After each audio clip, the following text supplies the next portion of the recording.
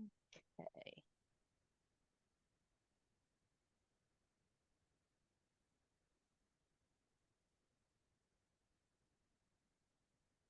Hello, hello. Happy noon. Happy 11 a.m., 10 a.m., or 9 a.m., depending on what time zone you are in. I'm Lisa Zicker, and I am the Associate Program Director at WashU in St. Louis, and also a member of the planning committee for the virtual rheumatology teaching series, Vitals. Very excited to have all of you join us today, as well as our esteemed speaker, Dr. Sarah Bayefsky. Dr. Bayefsky is an adult pediatric rheumatologist at Hackensack Meridian Health in Hackensack, New Jersey. Prior to joining Hackensack, she was the inaugural MedPeds Rheumatology Fellow at the Children's Hospital Philadelphia and UPenn. Currently, she is the Associate Director for the Pediatric Rheumatology Fellowship Training Program at Hackensack University Medical Center and Director of a pre-clerkship longitudinal course at Hackensack Meridian School of Medicine. Co-leader of the Childhood Arthritis and Rheumatology Research Alliance, or CARA, Medical Education Work Group, and a member of the Annual Meeting Planning Committee at the ACR. So she is part of the reason why Convergence is so awesome if you went last year or are planning to go this year. And we are so excited to have Dr. Bayefsky launch our very first Vitals Talk of 2025. She's going to talk about pediatric rheumatology for the adult rheumatologist. For those of you fellows who are nearing the end of your fellowship and you're starting to think about board preparation, this is going to be high yield. And for everybody who is going to be a clinician, this is going to be really high yield. And so thank you, Dr. Bayefsky. I am going to pass the baton. Thank you so much. I'm so excited to be here and so excited to talk with you about this topic. This is very informal. Please feel free to interrupt with questions anytime. There are some questions kind of peppered throughout so I can get a sense of what you guys are thinking. But please feel free to use the chat or unmute if you have any questions otherwise. And otherwise, I will get started. So thank you, Dr. Zicker. I'm going to be speaking about pediatric rheumatology for the adult rheumatologist. And these are my learning objectives. Oh, first, I have no financial disclosures. So one, we're going to compare and contrast the clinical features of pediatric versus adult onset rheumatic diseases. I could not make this LO more specific because there are cases, so I can't tell you which diseases we'll be talking about. We're also going to talk about general treatment strategies that can be used to manage pediatric rheumatic diseases. And then I want you to assemble a group of resources that you can use to assist you in the evaluation and treatment of pediatric onset rheumatic diseases. So with that, let's get started with our first case. So we have Anna, and she is a 3-year-old girl who presents to the emergency department with a swollen knee. She was playing at home with her older brother when she fell off the couch and started crying. Parents noticed that her right knee was swollen and brought her to the ED right away. In the ED, her vitals are normal. She appears comfortable except when you manipulate her right knee. The knee is swollen, warm, and is unable to be fully straightened. She walks with a limp. So I'm going to pause here and ask you to put some things in the chat or to unmute and let me know what you think is going on, just based on the history and exam that we have so far. What are some things that you would be thinking about?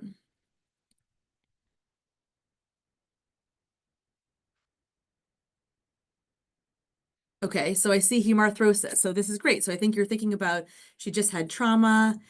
Thank you, fracture, trauma from the experience that she had at home.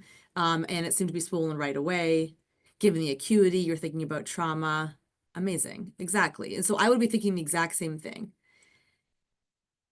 But let's say you get some more details based on your physical exam, and you find that in addition to what you had already seen in an exam, you measure her leg length, and you notice that her right leg is longer than her left leg. She has a leg length discrepancy. And then you measure the circumference of her calves and find that her right calf is smaller than her left calf, i.e. she has calf atrophy. And you perform a complete joint exam, not just of the knee, and you discover a left elbow contracture. This is a picture you can see here where her leg is longer than her left leg. So how does this new information change your suspected diagnosis? And you can put some things in the chat. What else would you now be thinking about that you may not have initially been on top of mind?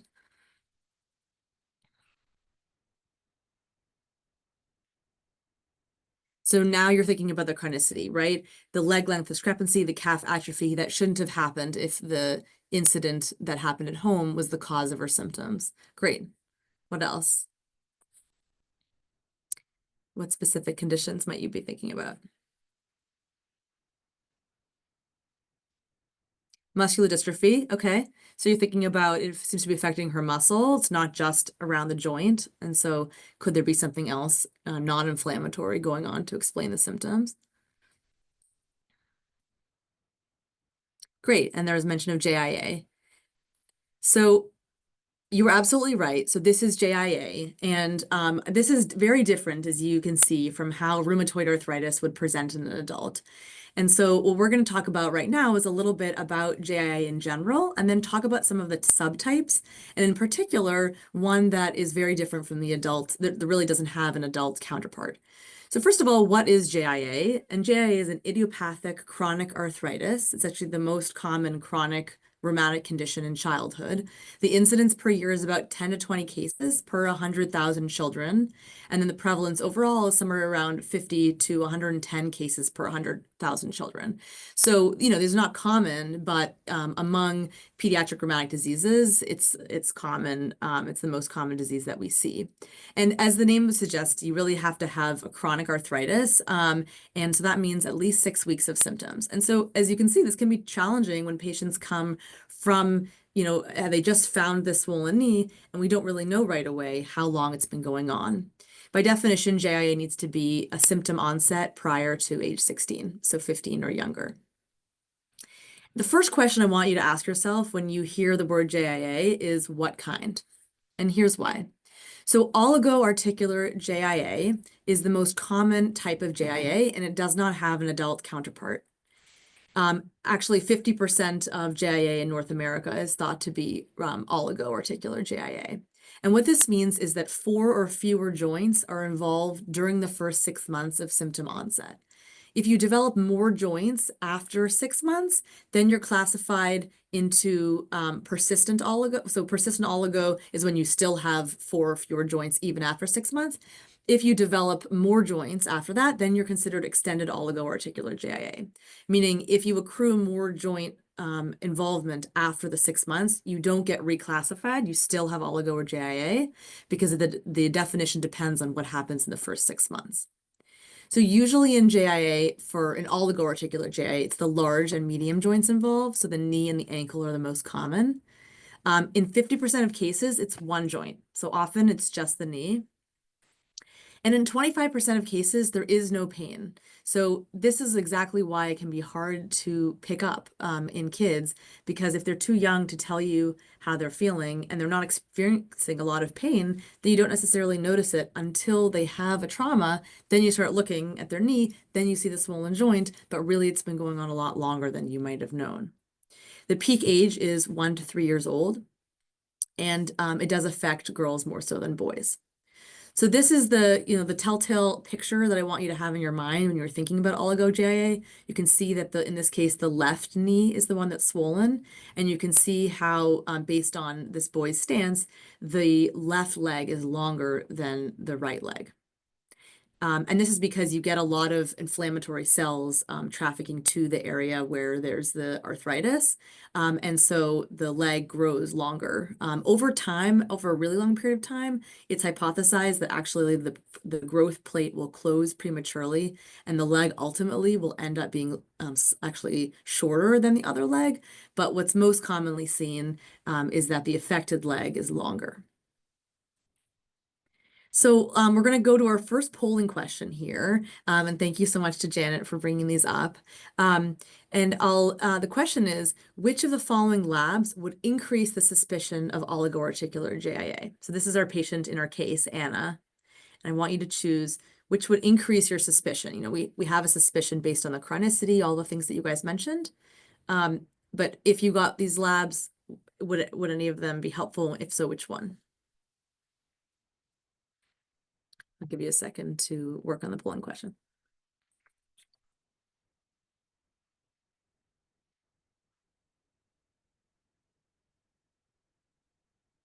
Okay, so looking at the results, can you guys see the results? Yes, we can see it. Okay. Okay. Awesome. Thank you. So, we're really split between positive ANA would increase your suspicion for oligoarticular JIA and none of the above. And then a couple of other answers regarding negative ANA and positive rheumatoid factor. So the correct answer is none of the above. And I'd like to explain why. So and this goes back to, why is she named Anna? Because I'm telling you that the ANA would not increase your suspicion for having oligoarticular JIA. The reason is that oligoarticular JIA, as with other types of JIA, is really a clinical diagnosis. And having a positive ANA does not move the needle on whether or not you have it. But we get it because if you have a positive ANA and you have JIA, you have an increased risk of having uveitis. So 70% of patients with oligoarticular JIA are ANA positive, and 20% of patients with oligoarticular JIA and a positive ANA are going to go on to develop uveitis. They may have uveitis at the onset or even prior to developing JIA. But an ANA is positive in 10 to 20% of healthy children. So just like in adult patients, when there's a positive ANA and the clinical picture does not fit, we don't say that they have inflammatory arthritis because their ANA is positive, or it doesn't necessarily even move the needle if they don't have arthritis on exam or have symptoms consistent with inflammatory joint pain. So too, in pediatrics, the patient with oligoarticular JIA is diagnosed based on the chronicity of symptoms, based on evidence of arthritis. And the ANA is a lab that we check to decide whether or not there's an increased, or what is your risk of developing uveitis. And uveitis in oligoarticular JIA tends to be asymptomatic. This is not a red, painful eye. This is synechia eye. As you can see here, the pupil is not a perfect circle because of adhesions that are generally formed between the iris and the pupil. It can be in different areas, the lens, depending on where the synechia are formed. But the patients with oligo or polyarticular JIA are at greater risk of having uveitis if their ANA is positive. And their other risk factors aside from the ANA are younger age of onset of JIA, shorter duration of the disease. So if you've had JIA for 10, 15 years, it's less likely that you'll now develop uveitis. And female sex is also considered a risk factor. Just to go into uveitis a little bit in more detail, because it is asymptomatic uveitis, something that's important to think about in children. We do recommend slit lamp exams at the time of diagnosis of JIA because they could already have they could already have uveitis without having symptoms. And the frequency of uveitis screening will depend on the risk factors that I mentioned in the previous slide. This is a chart that sort of kind of explains how often patients need to be checked. The last column you can see is eye examination frequency. And you can see that the highest risk patients, the patients who have ANA positive, who are young at diagnosis, who haven't had JIA for a long time, are at the highest risk, and they will actually get examinations every 3 months for a number of years. And the eye doctors can help guide this as well. In young adults with JIA, if you're seeing a patient in your clinic who's 20 or so and who's had JIA for many years, I do still recommend annual screening for uveitis. And of course, if it's active, then we'd recommend it more often. But in general, it's there. I don't think there are any studies that really say that the risk goes away completely, although it decreases as time goes on.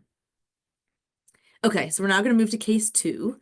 And case 2 is Polly, who is a 10-year-old, I know you're catching on to my names now, is a 10-year-old girl who presents to her pediatrician with 2 months of stiffness, swelling, and pain in her wrists, MCPs, and PIPs, as shown in the picture. Exams of the neck, shoulders, elbows, back, sacroiliac joints, hips, knees, ankles, and feet are all normal. You also check on her history that you found that she has lost 10 pounds since her annual visit 3 months ago. She has elevated inflammatory markers, and RF and CCP are positive. So you can put in the chat, I want you to think about, I listed all of these joints that we checked that were normal and the wrists, MCPs, and PIPs that were affected. What joint was missed? What joint did I not mention was either normal or abnormal?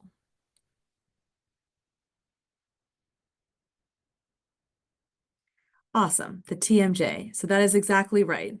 So this is a must not miss part of JIA that we don't often think about in adults. So let me just briefly talk about poly-JA, and then we'll talk about TMJ arthritis in particular. So here's another picture where you can see polyarthritis.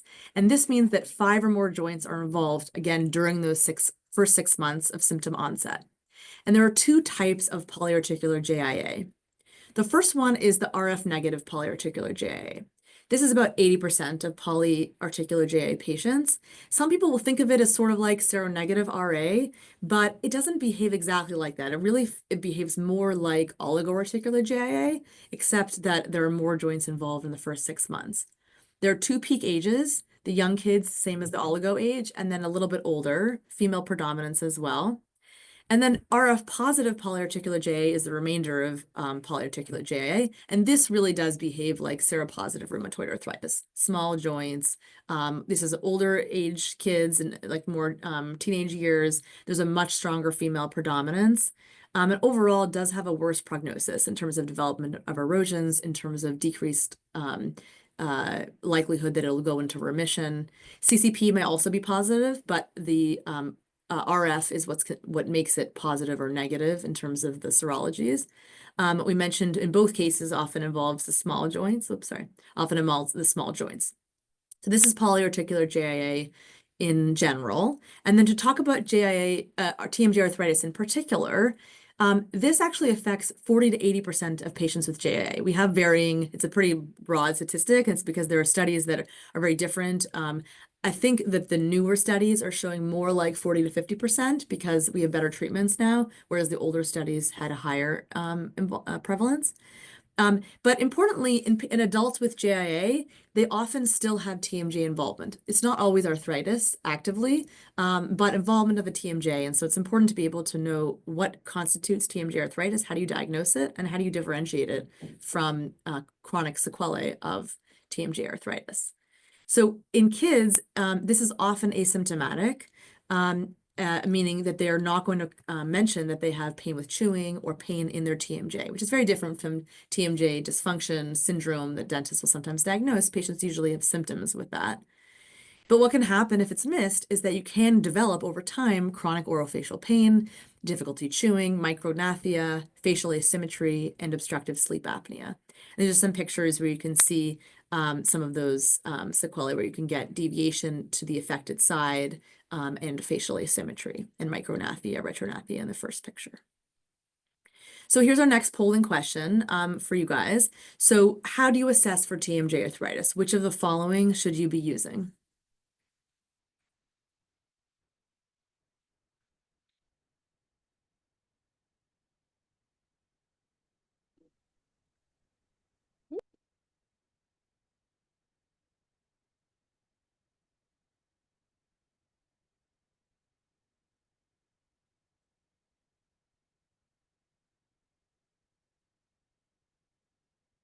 Okay, so there's every answer has a voter.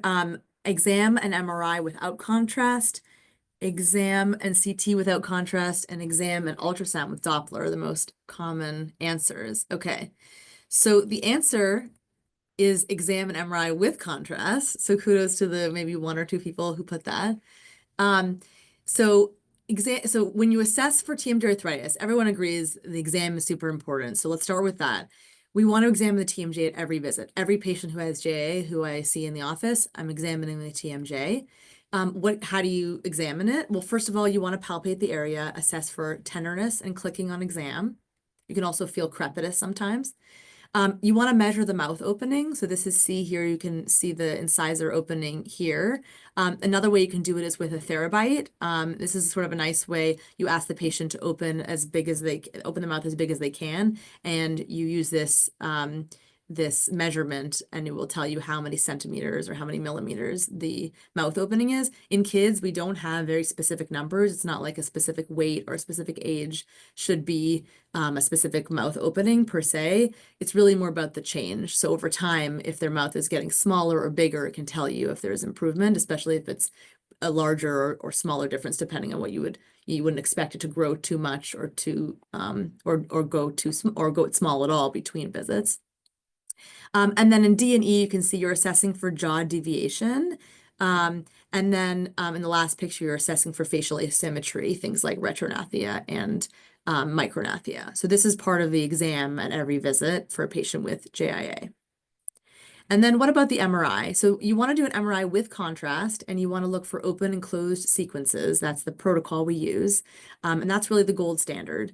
There are patients who get who may get an X-ray or CT and ultrasound, but they're not as good. The ultrasound has not been it's been studied and really hasn't been borne out right now as being able to show as much detail and as much information as we would want with an MRI, as you can get with an MRI. And then CT is really better at looking at the bone. So, if there are erosions or things like that, you may pick up chronic sequelae of TMJ arthritis, but it's less likely to be able to show you active inflammation.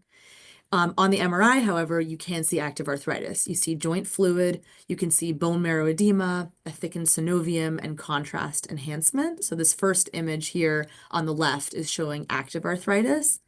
And then you can see on the second image, sequelae of arthritis. So there's an erosion right here where there's sort of like a dark spot, a divot here. In addition to erosions, you can get changes in the shape of the condyle and disc, pannus formation, and even little osteophytes in that area.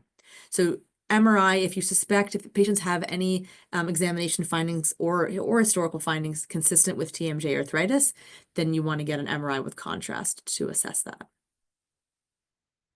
Okay, and now we talked a little bit about oligoarticular JA and polyarticular JA and some of the features that you can see in both uveitis and TMJ arthritis.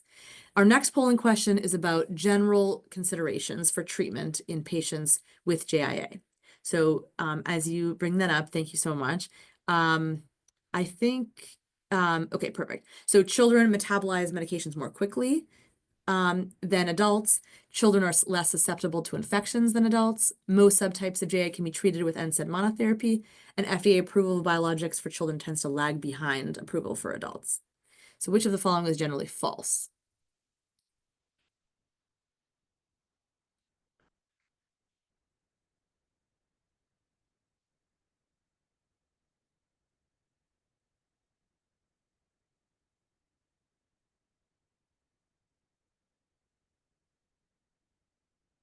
On the edge of my seat. Okay. So we are split. I think B children are less susceptible to infections than adults. And then C, most subtypes of JA can be treated with NSAID monotherapy are the most popular. Okay. So C is the correct answer here. And we'll talk a little bit about treatment, but this is really a hugely important point, I think, to remember, because in general, adult rheumatologists, there are studies about adult rheumatologists who treat children, and they tend not to use as aggressive therapy as pediatric rheumatologists would use. And it can have consequences for the kids' growing body and their health. So what are some general treatment considerations? So first of all, think about the goal of your therapy. In adults, if you encounter, if you're following up a patient with rheumatoid arthritis and they have one or two joints that are active and they only have 10 to 20 minutes of morning stiffness, and in general, the treatment is working, you may not change your therapy, right? In the next time that you see them back, maybe they'll have changed, maybe they won't. They seem to be tolerating this pretty well. In kids, our goal is typically complete remission. One reason for that is that there are risks to the growing skeleton. So we talked about the leg length discrepancy that can form from active inflammation going on in a knee or ankle, for example. And so this is a higher risk, and we want to stop the inflammation from causing some of those chronic deformities. Second of all, they have a long way to go. So if you diagnose JA at age 2, they have 80 years potentially of having disease. And so you don't want them to have chronic inflammation for that long. It's different from a patient, let's say with elderly onset RA, who you're starting on medication. They're not going to have 80 years for them to accrue damage. And then the risks of infection with immunosuppression are generally lower in kids. Generally, adults have a higher risk of infection. There's an additional treatment consideration which is important and plays into how we choose the dosing of their therapy, and this is that metabolism in kids tends to be higher. They metabolize the medications more quickly, and so because of that, they often need higher doses of the same medication to achieve the same effect. So as an example, the dosing for methotrexate for kids is about 0.5 to 1, often 1 milligram per kilogram weekly to a maximum of 25 milligrams a week. So that means that a 25 kilogram child, let's say an 8-year-old, may be on the same dose as you would put an adult on with methotrexate. And this is not overdosing them. This is what we recommend, in part because they metabolize medications differently. Another example is infliximab. We tend to use higher doses. For example, 10 milligrams per kilogram every 4 weeks is generally more than we would need for some adults with inflammatory arthritis. Methotrexate can also have a per meter squared, like a body surface area dosage. So some pediatricians will use that. Others will use the mg per kg dosing. So these are some treatment considerations to consider. And then what are the treatments for JIA? So importantly, NSAIDs are rarely enough. So in enthesitis-related arthritis, which we'll talk about on an upcoming slide, which is more akin to the it's sort of the same as spondyloarthritis in children, juvenile spondyloarthritis. NSAIDs can sometimes be used, but in general, it's rarely enough. So often we inject the joints, and if it's just one large joint, like we said that 50% of oligoarticular JIA patients just have one joint involved, and it's often a knee. One joint injection can last sometimes several years, and that may be all that they need, along with close follow-up. But usually we're using DMARDs just like we would in adults. So methotrexate is often a first line. And then there are many new biologics similar to adults that we use. Importantly, a lot of the medications that we use in adults are not FDA approved in JIA, and so we need to use them off-label.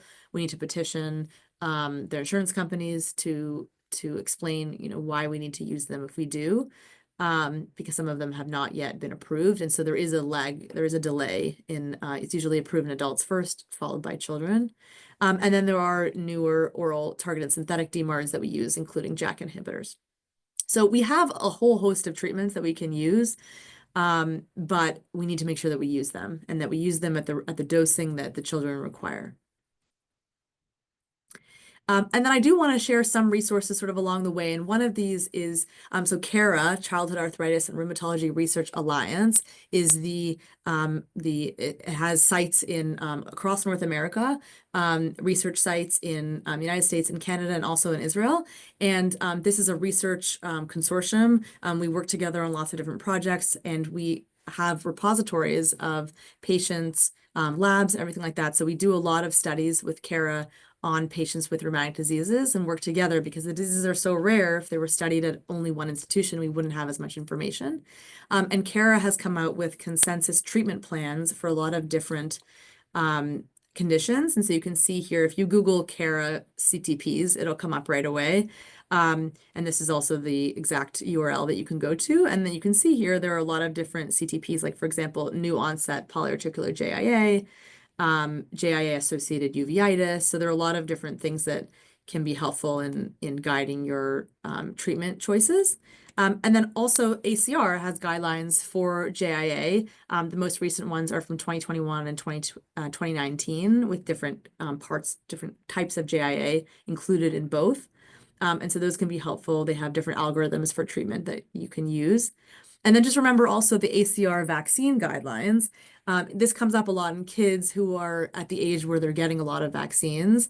It's not recommended that they get live vaccines while on DMARDs, something I don't feel like we have to mention a lot to adult patients who are unlikely to get them, especially since the shingles vaccine now is not live.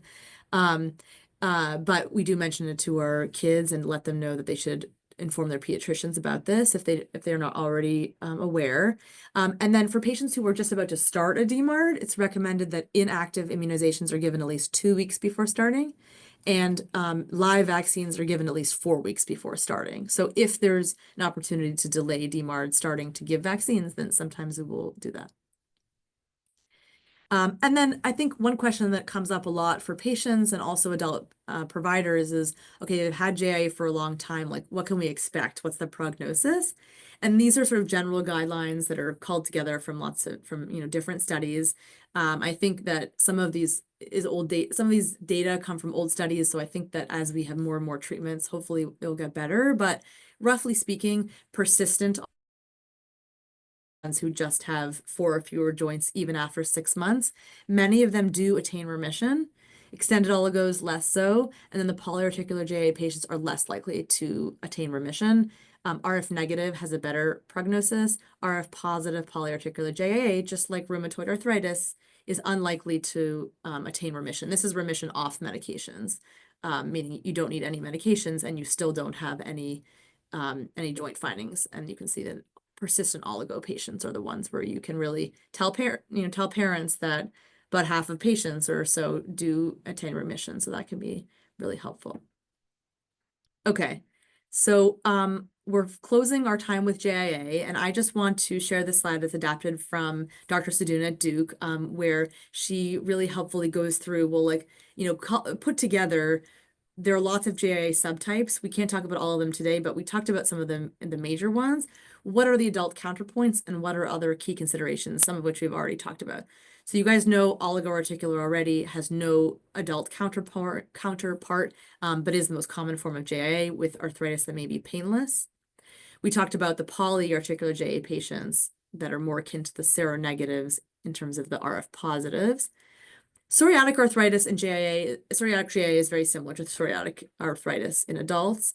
And for all of these, you want to remember uveitis and TMJ arthritis. Enthesitis arthritis, we briefly mentioned, is similar to juvenile spondyloarthritis. And you really want to look for axial involvement as well as symptomatic uveitis, and also ask about inflammatory bowel disease symptoms. Systemic JIA is really adult onset Still's disease by another name. There are efforts internationally to sort of group these under the same name of Still's disease so that it applies both to children and adults. And this is a completely separate type of JIA. So it's another reason why it's so important to ask what type of JIA, because the people who are referring to systemic JIA, it's a completely different disease, one where you get rashes and fevers, and you may get interstitial lung disease associated with systemic JIA, as well as a history of macrophage activation syndrome. And they're not treated the same, they're not treated with TNF inhibitors the same way that we would for the other ones, except, for refractory cases where nothing is working for their arthritis. But generally speaking, you're thinking about IL-1, IL-6 therapy, similar to Still's disease. So we're not going to talk about systemic JIA today, but think of it as sort of the ugly duckling of JIA, that it's really a completely separate process. And then undifferentiated JIA, I think about as sort of when we say in adults, inflammatory arthritis, not otherwise specified. Either they don't meet criteria for any of these other conditions of JIA, or they meet criteria for more than one. That's how you get them into the undifferentiated bucket. And so in these cases, you want to ask the questions that you would ask for all of the other subtypes, especially what other symptoms, especially extra-articular symptoms, do they have anything else like that? So this you can have as sort of like a kind of cheat sheet to think about. And then I just want to highlight that given the differences between JIA and the sort of adult counterpart, sometimes really non-existent adult counterpart, I suggest for all patients who are even young adults, even older adults. I had a 72-year-old with JIA when I was in fellowship. Keep JIA on the subtype of JIA on their problem list, as opposed to converting them to an adult type, because it will remind you that they've had longer time to accrue joint damage. They have had chronic inflammation for a longer period of time. They may have developed medication toxicities over the years. It reminds you that their medication dosing may need to be different or may need to be adjusted as they get older. It reminds you that the medication availability that the patient has had may be different because of lack of FDA approval. It reminds you that they have a unique risk of asymptomatic uveitis and TMJ arthritis you want to think about. It reminds you of the significance of the labs, that an ANA is not going to diagnose the condition, but does portend a worse prognosis in terms of uveitis. It reminds you that most patients with JIA have negative RF, negative CCP.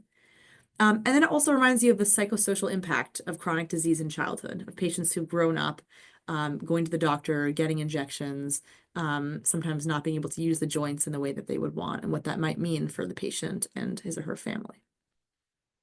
So I think that's a wrap on JIA. We're going to move to our third case of Sally. And Sally is a 14-year-old girl who comes to the emergency department with new onset seizures. She's also found to have a malar rash, a discoid rash, a palatal ulcer, Raynaud's, elevated ESR, leukopenia, positive ANA, positive double-stranded DNA, and a urinalysis with protein in blood. So I will not ask you what this is. I'll show you some pictures of her malar rash, of her Raynaud's, and of her discoid rash in her scalp, leading to scarring alopecia. But what I want to ask you is, for patients who have childhood onset lupus, at diagnosis, what percentage of pediatric patients have lupus nephritis and neuropsychiatric lupus?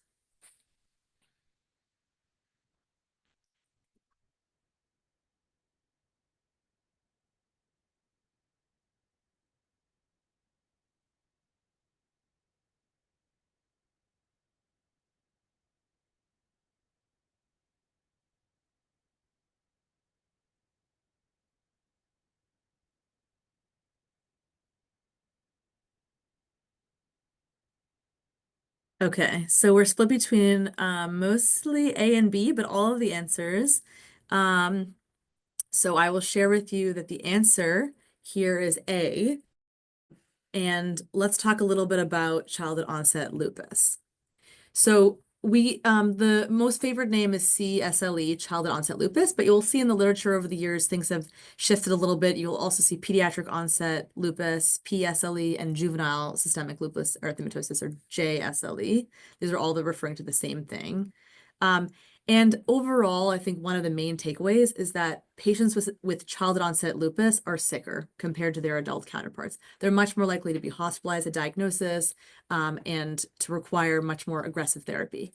So 50% of patients with childhood onset lupus have lupus nephritis at diagnosis, and 20% have neuropsychiatric lupus at diagnosis. So you can see this is very different from what we see in adults, where we have patients often who have skin manifestations, who have joint disease, and some positive antibodies, and that may be all that they have. It's very different in kids. And that's why aggressive therapy is often needed in kids. There are no separate criteria for childhood onset lupus compared to adult onset lupus. I'll show you here a study looking at the sensitivity and specificity of the different criteria to diagnose lupus from 2021. And you can see here that the specificity is pretty good for the ACR 1997 criteria in children. The SLIC criteria have the best sensitivity, though. So I think sometimes in kids, we often use multiple, different sets of criteria so that we can kind of bring together all the evidence and decide whether or not we think the patient most likely has lupus, including the EULAR ACR criteria in 2019. And then there are a bunch of medication considerations for patients with lupus that present in childhood. So first of all, the weight-based dosing. So we already are familiar with weight-based dosing in hydroxychloroquine. We do that in adults as well, where we're looking generally for 5 milligrams per kilogram per day. But mycophenolate is not something that we generally weight base in adults. Some people will use levels to help guide therapy, but in general, there is a specific weight-based dosing for mycophenolate. One other thing to think about is that it can be difficult to get the liquid formulation of hydroxychloroquine. So for patients who can't yet take pills, that's sometimes a challenge. And then there are medications, just like we talked about in JIA, that haven't been yet approved for lupus. So things like anifrolumab or voclosporin that we're starting to use more and more in adults haven't yet been approved. So it may require either not using them or writing letters of medical necessity or doing peer-to-peer phone calls with insurance companies to try to get those approved for kids. So I think the take-home point here, we're not going to go into detail about lupus because I think a lot of the things that we discuss are similar, but I want one of the major takeaways to be that patients are sicker and that we use the same criteria, but think about how the medications might be different depending on their manifestations and depending on their age. Okay, case 4 is Dominique. So Dominique is a 7-year-old girl who presents to her pediatrician because she wants to be carried everywhere. And on exam, she has difficulty arising from a seated position by herself. She's noticed, because you're such an astute pediatrician, that you see that she has a heliotrope rash and Gaucher's papules. And here are some pictures of her. You can see her heliotrope rash is faint discoloration of her eyelids there, some Gaucher's papules and plaques on her knees, as well as overlying the joints in her fingers. So here's our question about complications of juvenile dermatomyositis. So compared to adults, which of the following is false about children with dermatomyositis? And you can go ahead and answer the poll question here.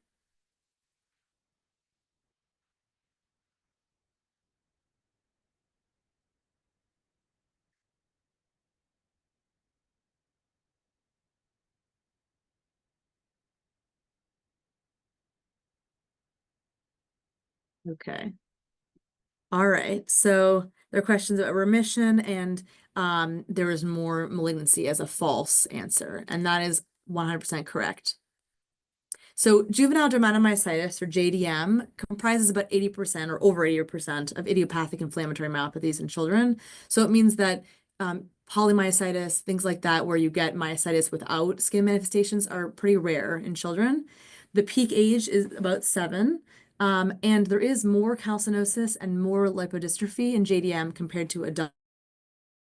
Here an X-ray where you have extensive calcinosis, and this other arm in the background you can see as having lipodystrophy. And there is no association between juvenile dermatomyositis and adult dermatomyositis. I think in general in adults we consider 40 and up to have that risk. Even adults who are young adults are generally not considered to have a risk for cancer. And so we generally don't recommend screening for cancer the way that we would in older adults. So that's an important consideration, because parents will often read online and worry about cancer in those patients. It's something that you can really reassure patients of who have JDM. And I did want to show you the childhood myositis assessment score. So as you might imagine, in kids, it can be hard to do muscle sort of manual testing, especially on the young kids who may not be able to cooperate with your instructions. And so there's a score that's developed where you're asking them really to do a series of functional tasks. We won't go through this, and it's too small to read on purpose so that you won't read it, but that you'll have it as a reference if you need it later. But you can just see as an example, for example, number 9 is floor sit, and you want them to be sitting on the floor, and can they get up? And if they can get up, well, how do they do it? Do they seem to be afraid to try? Do they need any compensatory maneuvering? Is there a Gower maneuver? You can check these things by how they're acting, and so you really want to observe them in the room and see them do certain functional tasks in order to assess for objective signs of weakness. Okay, case 5 is Lewis, and he is a 10-year-old boy who presents with a white patch on his left leg. His parents recall that about a year ago, it was red and itchy, but over time it's become white and shiny. And on exam, his left leg is found to be shorter and thinner than his right leg. There's no swelling of any joints in his leg or of the leg in particular. So first of all, and you can write in the chat, what do you think this could be?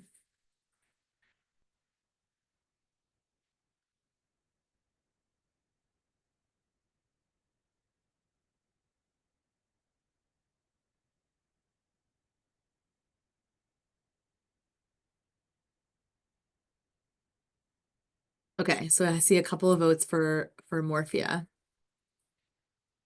Yeah. So this is localized scleroderma, which is also called morphia. And we're going to go into our next polling question, which is, which of the following is true about localized scleroderma? So A, it sometimes turns into systemic sclerosis. B, most skin lesions are bilateral. C, extracutaneous involvement is more common in juvenile LS compared to adult LS. And D, the primary treatment is antifibrotic therapy.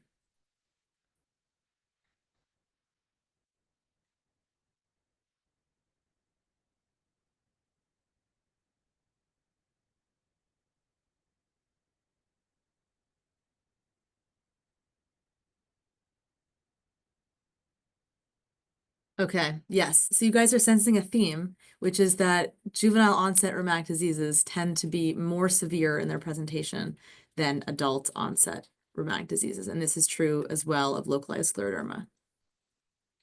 So let's talk a little bit about localized scleroderma, because it's not something that we see often. I think one of the things that can be confusing is just the nomenclature. So dermatologists will often use the word morphea. Sometimes rheumatologists will use the word localized scleroderma, but they are one and the same. And there are 5 different subtypes, which we'll talk about on the next slide: circumscribed, linear, generalized, pansclerotic, and then mixed, where there's more than one type. And there are different subtypes that are predominant in adult onset LS compared to juvenile LS. So in adult onset LS, circumscribed is the most common, and linear is the most common in juvenile LS. And as we discussed in the poll, more extracutaneous involvement in juvenile LS is seen, so greater than 50% compared to less than 20% in adult onset LS. And what are those extracutaneous involvement? Well, it can be arthritis, you can get joint contractures, even seizures, and you can get this posterior displacement of the eyeball, and it's even associated with blindness, depending on what type that you have. So here is this classification for localized scleroderma. I'm going to show you 5 different subtypes, and the blue ones are more common in adults, and the orange ones are more common in pediatrics. So circumscribed, we said, is the most common one in adults. Linear is the most common one in pediatrics, so you can see here. Generalized is more common in adults. Pansclerotic is more common in pediatrics. And then mixed really can be either, but is more common overall in pediatrics. So we're going to hone in on these 2 because they're the most common in adults and children. So within circumscribed, which is the most common adult type of localized scleroderma, there are 2 different types. You can get superficial, which is also called plaque scleroderma, and then deep morphea you can also get. And then in pediatrics, the most common ones can involve, it either involves the trunk or the limb, which was shown in the previous slide, or it can actually involve the head. And this is one of them where you can get a lot of neurologic involvement. So you can get seizures, you can get abnormalities on a brain MRI, on coup de sabre, which means the sword, the blow of a sword, and then Perry-Romberg syndrome, which is also called progressive hemifacial atrophy. You can see on the right here. And both of these are conditions that, as I said, can involve internal organ involvement. They all need MRIs of the brain. They need neuro-ophthalmology involvement, things like that, to look for signs that the localized scleroderma has infected the internal organs. So when you have a patient with localized scleroderma, in order to determine how aggressive you need to be with treatment and what treatments to start, you want to assess for risk factors of damage. And there are 5 different risk factors I would think about. They overlap a little bit. Number 1 is how quickly are they progressing? So do they have a spot on their skin that from visit to visit seems to be pretty stable and they haven't accrued more spots, or every time you see them, there are more spots on exam? That will tell you in part how aggressive to be. How extensive is the skin involvement? How deep is the tissue involvement?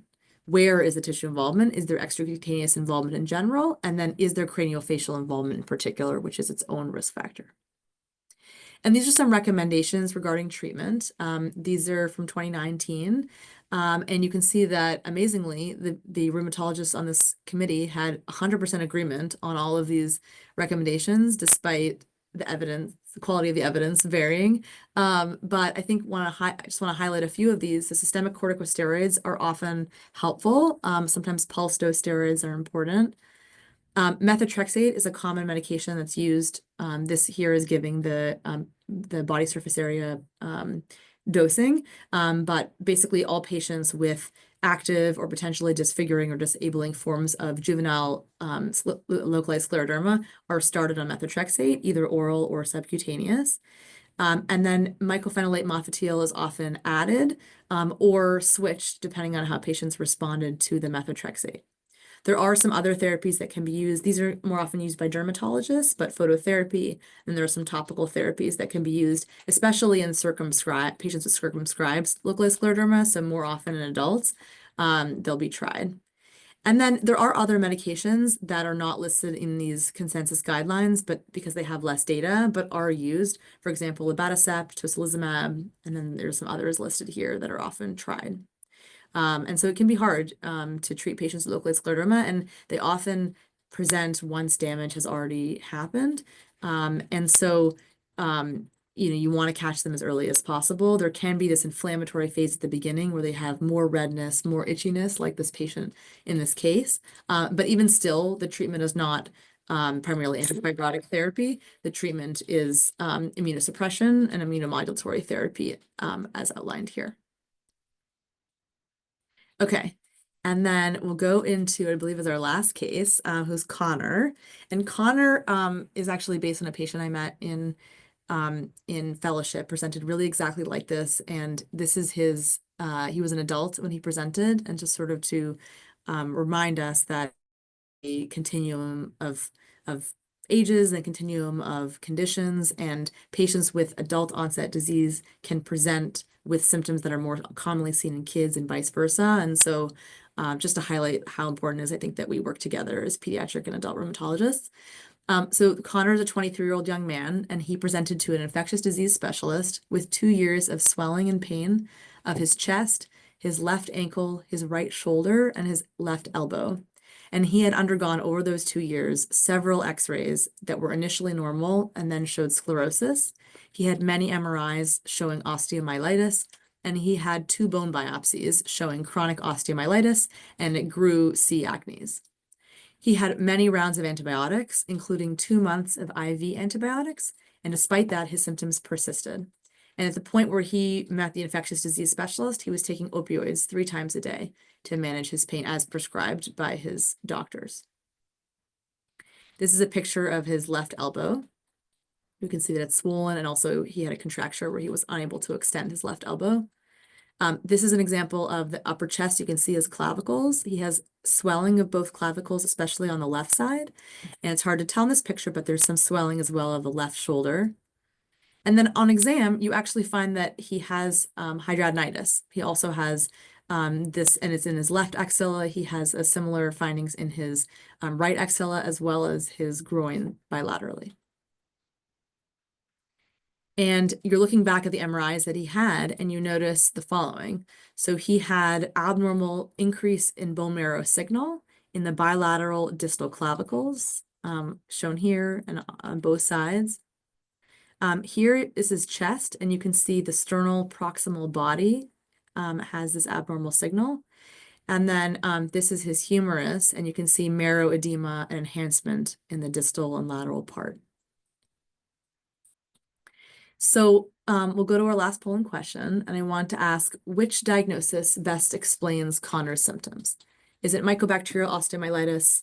Is it non-Langerhans cell histiocytosis, IgG4-related disease, or chronic non-bacterial osteomyelitis?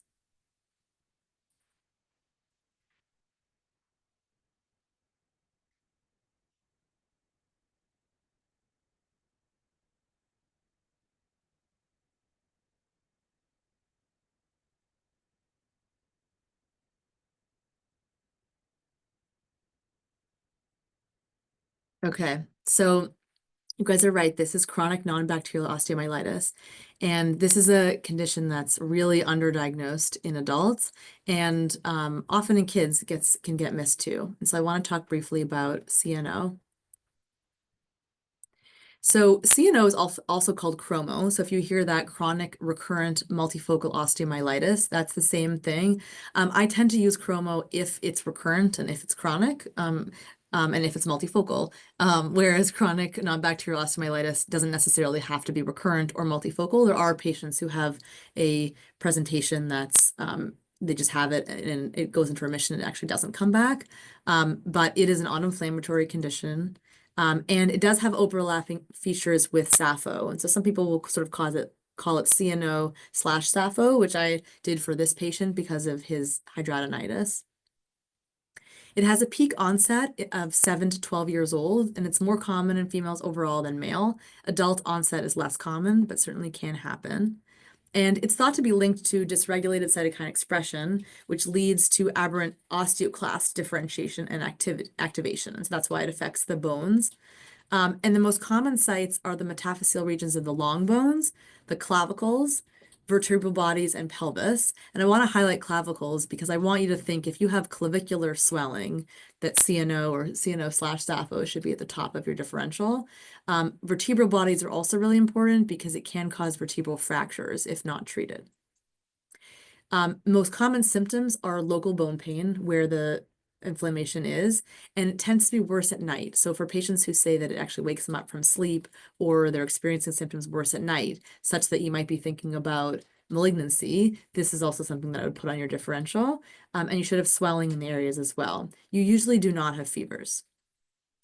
Inflammatory markers tend to be pretty modestly elevated, if at all. So patients who have ESRs of 100 or things like that, that would be pretty unusual, although it can happen. And I would not rule out CNO if the inflammatory markers are normal.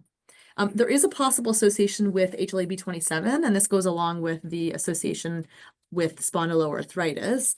And the diagnosis really, though, hinges on MRI and we do MRI of the whole body for diagnosis and monitoring. So if you're thinking about, or infectious disease specialist is initially thinking about infectious osteomyelitis, in a patient who's walking around not having fever, having modest elevations of inflammatory markers, but has multiple sites of inflammation in the bone throughout the body, it doesn't fit as well with infectious osteomyelitis, but that does fit well with CNO, especially if some of the most common sites are involved. In terms of treatment, there are patients who can get away with just NSAIDs, especially if they have no vertebral lesions. But most patients or a lot of patients are being treated with TNF inhibitors, bisphosphonates, I add, especially if they do have vertebral lesions, and methotrexate either as adjunctive therapy or to prevent the antibodies from being formed in patients who are on adalimumab or infliximab. So I think just keep CNO in the back of your mind. I think, you may see it and you may be able to help your local infectious disease specialist if that's where the patients present, because most people are thinking osteomyelitis, they're thinking infection, and now there's something else that could be going on. Okay, so I want to come back to our learning objectives and then highlight some takeaway points on the next slide and then open it up for Q&A. So now I'm able to reveal to you the different diagnoses that you learned about. So we compared and contrasted the clinical features of pediatric versus adult onset rheumatic diseases, including specific subtypes of JIA, systemic lupus erythematosus, juvenile dermatomyositis, localized scleroderma, and chronic non-bacterial osteomyelitis.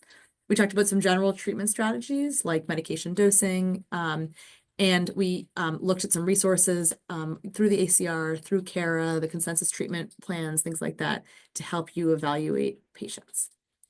And so in summary, I want to remember that, as people say, kids are not just little adults. There are very specific, disease-specific and age-specific differences that can really have practical kind of can change how we treat patients with pediatric onset rheumatic diseases. Keep the name of the pediatric condition on your problem list, in your note, at the forefront of your mind because of those differences. Remember that treatment in pediatrics is often more aggressive, and there's a good reason for that. And then use the CARA consensus treatment plans and the ACR guidelines to help you. And finally, reach out to your local, or in some cases far away, given the workforce shortage of pediatric rheumatologists, because we really want to help you and help our patients, meaning adult rheumatology patients, pediatric rheumatology patients. I think we're all sort of one team, and we are always happy to help as things come up. So I just want to thank a lot of people who helped me learn so much and helped with the slides as well. My Hackensack family of adult and pediatric rheumatology divisions, here we are eating dinner at ACR. And then the MedPeds rheumatology community, which has been a really wonderful source of both knowledge and inspiration, including the 4 people listed here who I worked with on an ACR session in November on sort of MedPeds insights into how to treat patients with rheumatic disease who are between pediatric and adult care, and a lot of the content they kind of helped me think about as I put this talk together. So I will close there and open it up for questions, and I'm happy to take any. And please feel free to reach out. Also, this is my email if you come across any questions after the talk. Thank you. Thank you so much, Dr. Bayefsky. Anyone have any questions? You can go ahead and put them in the chat. I'm going to get us kick-started. And that is, when I think about remission, I think about oncology, which is like really well-defined time periods of remission. no evidence of recurrence of malignancy for 5 years and then you're cured. Does pediatric rheumatology have something similar? Or are there different guidelines for, once somebody's in remission, how long they should be followed with these special physical exam maneuvers, especially once they transition into the adult rheumatology world? Like how long do we continue to follow these people that are in remission? And when can we say remission and it's okay, live long and prosper, or call me if you need me kind of thing? Yeah, I think it's a great question, and I don't have a specific answer, unfortunately, the way that we do, as you mentioned, for oncology. I think about a patient I saw as a first-year fellow with David Sherry, who recently retired, but was a longtime pediatric rheumatologist. And I was in his clinic, and I saw a patient with juvenile dermatomyositis, and she had been in remission for 2, 3 years, something like that, off medication. She'd had JDM since age 6. And Dr. Sherry said to the patient and the patient's parents, "I'm discharging you from rheumatology, and if you need help, if symptoms come back or something like that, call Sarah." You were now 22 or 21 at the time, I think. The patient, not me, I was not 21. Call her on the adult side, and she'll see you then if symptoms happen to arise. 1 year later, she got COVID, and about 6 to 8 weeks later, her symptoms flared. And she had been then in remission for about 4 years and had had no symptoms. And I treated her through it with steroids. She was on, and then I thought, it was her immune system was activated because of the infection. Maybe this is a one-time blip. Weaned her off medication. She was feeling fine. 1 year later, she got COVID again, and her symptoms flared again. And that time I was unable to wean her off medications, and she actually needed to be restarted on some medications she was on many, many years ago, methotrexate, IVIG. Ultimately, she had so many side effects from IVIG that we started a JAK inhibitor. All this is to say is we never really know. This patient was rightly, I would think, discharged from care and rheumatology, and it was, we think, a virus that set off her immune system many years later.